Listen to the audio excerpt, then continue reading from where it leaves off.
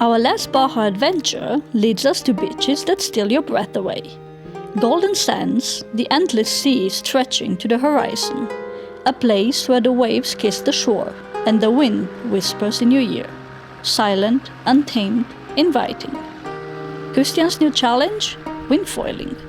Falling, laughing, and learning with every gust. It's the moments we are chasing, not just the destination. Because we got nowhere to be and everywhere to go.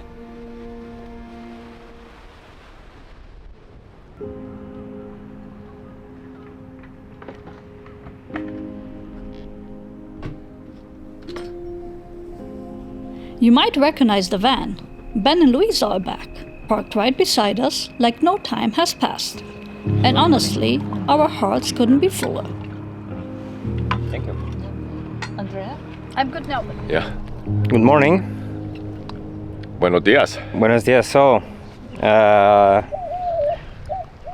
the guest route decided to make some movement in the wrong direction, but luckily, Ben and Louisa brought a new one from the States. And it was quite a story to order this part. Thanks to Julia for helping us with this. And Oki 4-wheel drive. They helped us really much.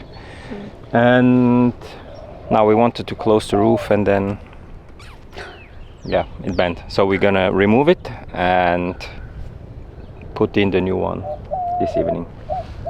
So No comment. no comment. No happy wife, no happy life.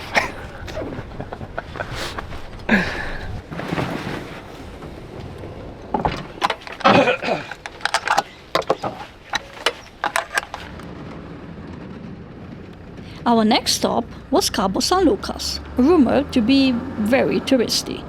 And wow, it didn't disappoint. Think cruise ships, selfie sticks, and tequila bars every 10 feet. We took one look, did a dramatic 180, and peaced out before we even took the land's cap off. Cabo, it's not you, it's us. Okay, maybe it is you. Instead, we headed straight back into nature. Playa Miramar, to be exact.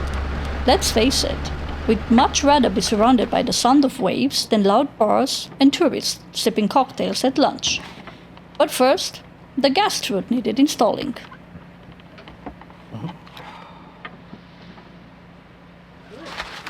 Perfect. So I just installed the new strut, and next time when we close the roof, we're gonna see if it works or if it doesn't. The beauty of Playa Miramar wasn't without its challenges, at least not for everyone. Within an hour, two vans found themselves buried in the soft sand. The first one, no problem, just a little push and they were back on track. But the second, well, it took a bit more effort to get them free. Meanwhile, others were gliding through the sand like it was nothing.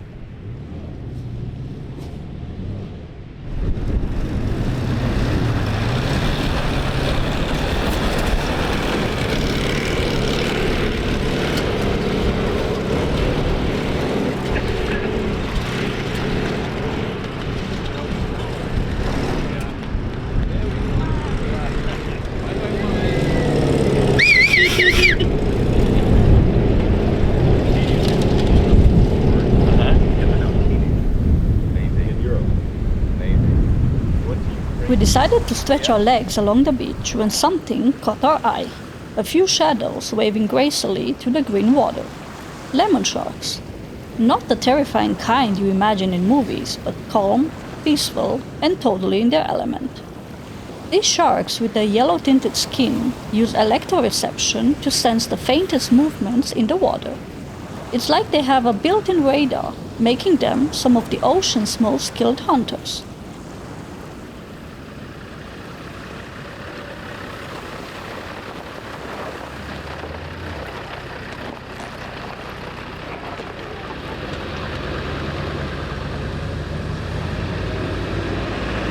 Saying goodbye to Ben and Louisa was harder than we expected. They had to head back to the States, leaving us with a bittersweet ache. We made our way to Playa Muertitos, a slice of paradise where the white sand stretched endlessly, meeting the deep azure ocean. The waves roll in a soft, hypnotic crash, their rhythm almost like a lullaby.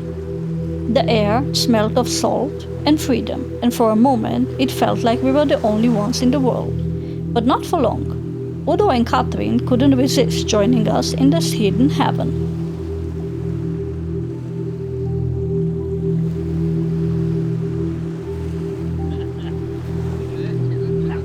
Ellie, not so sweet, fluffy friend, came to me with her eyes sparkling. She gave me that look, the one that said, "Can we do a photo shoot?" Because, you know, the light was perfect, the mood was just right, and everything around us screamed. This is a moment worth capturing. Nacho, hast du noch Platz im Koffer? Ehrlichen, komm, wir gehen Mittagabendbrot essen wollen. Mittagabendbrot? Aua.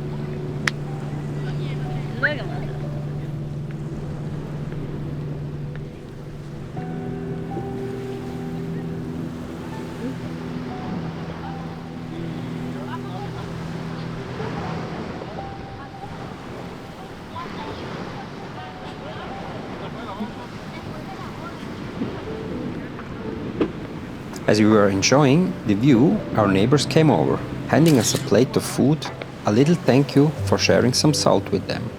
It was one of those simple, unexpected moments that felt just so good.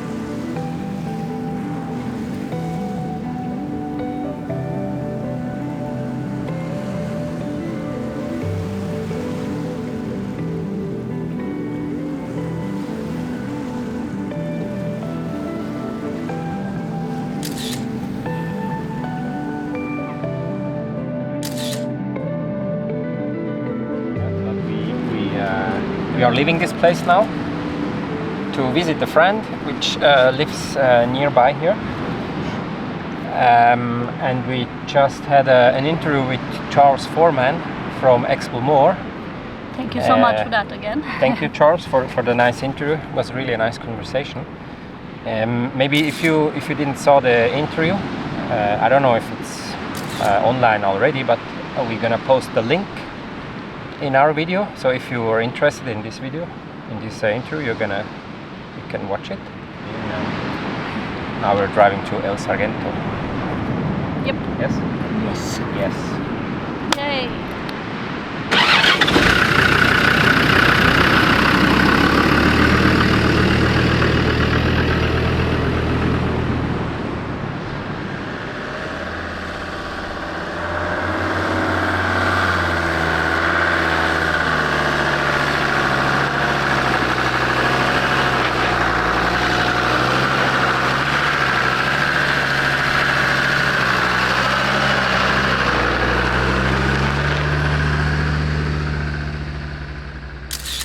Peter and Susan, our dear friends, invited us to stay with them, and we couldn't have been more grateful. But before we made our way to their place, there was one essential stop to make: tacos. Because let's be honest, what's a journey without a little food adventure first?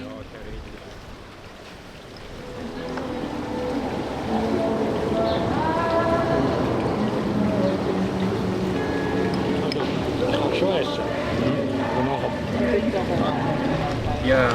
Good morning. We lost the sunglasses first. No, the problem is the board has some T-stones, and we lost two of them. So We found one, but we need another one. First quest for the day. And today we are gonna try to wingfoil, or I try to wingfoil. And Peter and Oliver are giving me some lessons. So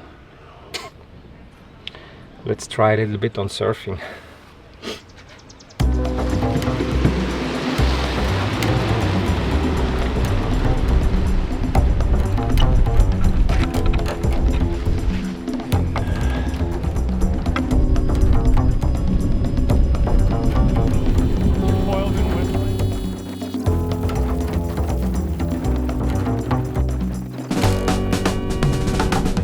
But first, some dry exercises.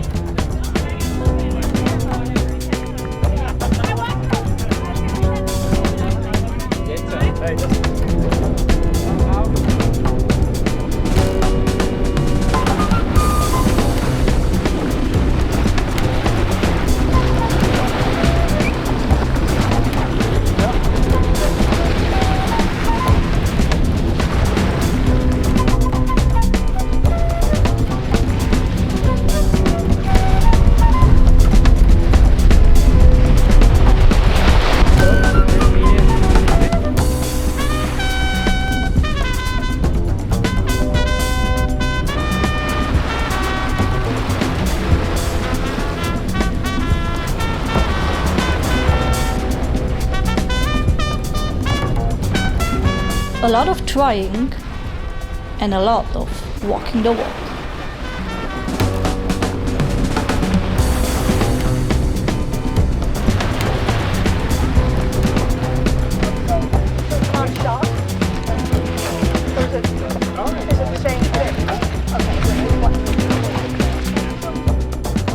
El Sargento, alongside La Ventana, is famous for wind sports like windsurfing and kitesurfing, thanks to the consistent north winds, especially from November to April.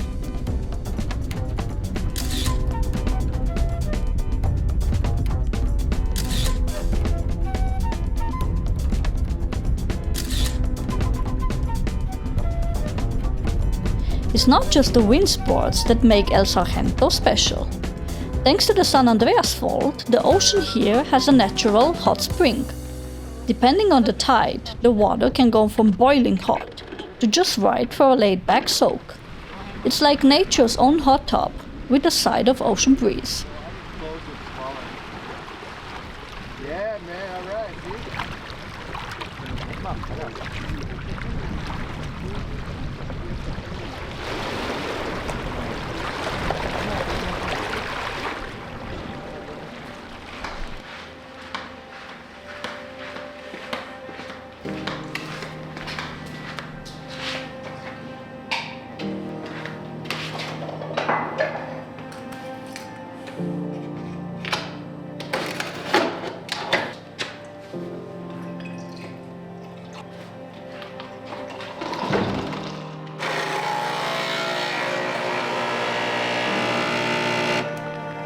The final morning with Peter arrived, all too quickly.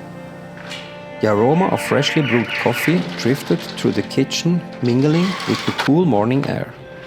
As the first light broke through, the sky was brushed with hues of orange, casting a warm glow over the horizon.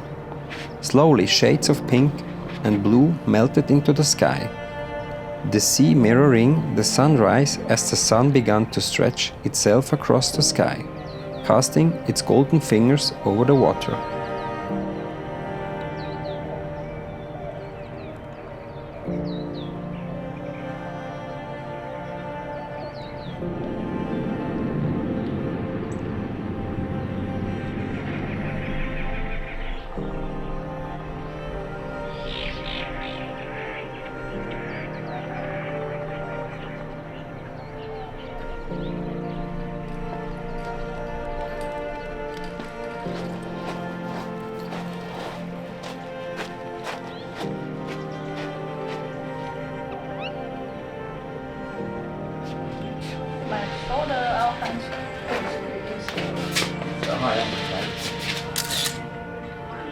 From the bottom of our hearts, we want to thank Peter and Susan for everything.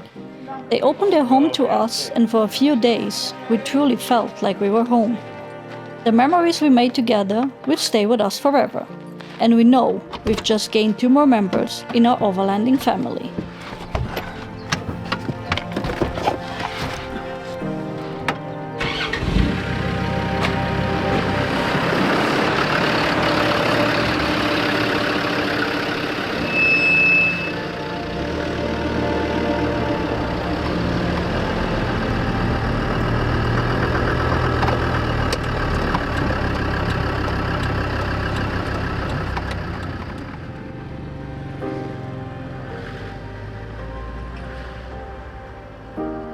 Peter took us to some of the most incredible spots around La Ventana, the village next to El Sargento. One of the highlights was PÓLVORA, an enchanting place tucked deep within the world's largest cactus forest. And we were so impressed by the story behind it that we wanted to share it with you. Bueno, mi nombre es Tino y estamos en Pólvora, en el desierto de cardones más grande del mundo, en la Baja California Sur, cerca del poblado de La Ventana. I mean, you're from the mainland, right? Yes. And you moved over with your wife to start this place, or? It would be very egocentrical to say that it was planned. In order to accomplish things, I think you have to let go. So I really went into myself and I said, well, I have to live life to my way and my fullest way. And that's when I said, I don't care about the money, I don't care about the trophies, I don't care about anything, but to live the fullest my experience of life. And live with whatever is around me that wants to live my life. I'd say, Fernanda, why don't we just buy a little piece of land and put the band in there and we'll start the business there, you know? And then you really started in the van to do something, and afterwards you built a... Yes. Oh wow, that's cool. Yes, that's how it started, and we started in the van. We went to Todos. We went all around selling her stuff, and it was a lot of fun. Something, and this is not scalable, you know, and this is hard, and the band breaks down. And it's cool. I mean, I like it. I like the journey. I like it. Yeah, the journey. It was also important to get there, no? Very important, and to fix the engine and fix the brakes and get stranded and all the adventure. The adventure is beautiful.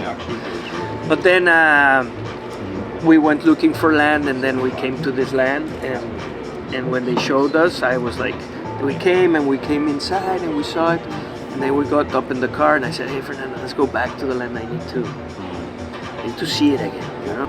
And we went, and everybody was telling us, you're far away from town, you're not gonna make it, you're stupid. And I was like, well, I don't care, I'm just gonna do it, you know. We started the construction plans, and I got my friend that's an architect, and he came every 15 days, and between 4 people we built it all. 4 people, 2 years, brick by brick, place by place. Oh shit, it's done, we have to open it. Now it's here. Now we have to fire up the coffee machine and the ovens and just let's do it. So we had a little dinner with some friends and showed them what we were gonna do, and they're like, oh, this is amazing. And for us, and the reason why we opened this, it's a very sport town, you know? Yeah. But after you're, you know, just like done physically, your mind is still going and you're inspired and you need, and then your body needs fuel, but your spirit is open too, because you know, you're just trying to connect. So we tried to do a place where people could unite. That's the reason why we have the resident artist place, because they inspire people to do things differently. And every time they come, we always plan like crazy shit, like okay, we have to create a menu around this art piece, you know? So that inspires us to create. And then we do a whole thing around our dishes, you know. We start very simple. We have always the saying, let's start simple and let's complicate things with time. And like our dishes are we call it in the third stage of evolution. Okay. Okay. Great. Our dishes started very simple and then had an evolution, and now this is the third era of evolution for. Nice. Okay. And we're about to change era Yep. in this month. Oh, great. We have a brand new menu. You start being part of it. You know, this ecosystem. Yeah. Yeah. No, for us it was really nice to be here. Also the first day when we were here, it was really a nice place and has like a calm energy and Yeah. it was really enjoyable. And I like the style of the building and. You can feel a little the industrial in it, but at the same time it's very Mexican, 100% Mexican, Yeah. and it's all handmade. Not perfect, obviously. It's unique. Yeah. It's authentic, and it talks about hands, you know, that got burned, that put the time, not only a machine that welded things, and it all comes down into, time is it's important to put time into things, but once you do things that you love, time disappears, and then It's a matter of doing. the day will come that we're gonna die, that we cannot run from, and that day that comes, there's two ways that you can see it. You know, you can go with a smile and say, I took everything I could, or fuck, I should have. And Yeah, that's why we do this too. and you're starting. You know, this is just the beginning. Yeah. I mean, normally the people they always say, yeah, I'm gonna do this. You know, when the time is right, but One it's like, day, you know one day. exactly. How Never it the is. time is right. It's never. Exactly. It's just when you do it, it's the right moment, and you have to just pick it and do it. And Thank you for being interested, for coming, for investing the most valuable thing you have in your life, that is your time with us.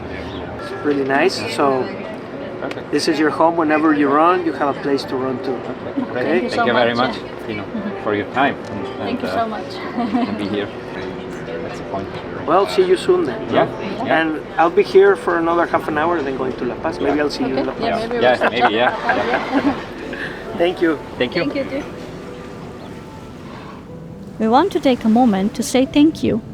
Every like, share, comment and subscription help us reach more people, and we are so grateful for each of you. A special thanks to those supporting us through Super Thanks. Your generosity keeps this journey going. We are also excited about our new Patreon and look forward to connecting with future supporters there. No matter how you help, you make this journey even more special. Thank you for being a part of our story.